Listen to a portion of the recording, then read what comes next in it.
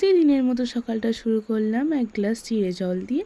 তার কিছুক্ষণ পর আমি খেয়ে নিলাম একটু juice. So hey everyone, welcome to my channel with new mini blog. তো জুস খাওয়ার পর আমি চলে গেলাম ব্রেকফাস্ট তৈরি করতে, যেখানে আজকে করেছিলাম রুটি আর তার সাথে একটু ভাজা। এটা খেয়ে আমি চলে গেলাম আজকে দুপুরের লাঞ্চ প্রিপেয়ার করতে।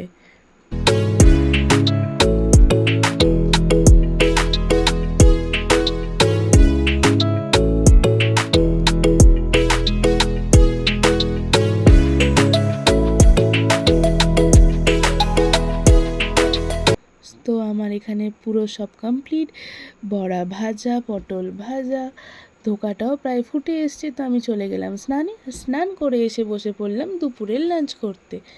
আর দুপুরের খাওয়া দাওয়ার পরে আমি দিয়ে নিয়েছিলাম একটা ভাত ঘুম, আর উঠে খেয়ে নিলাম গরম গরম চা।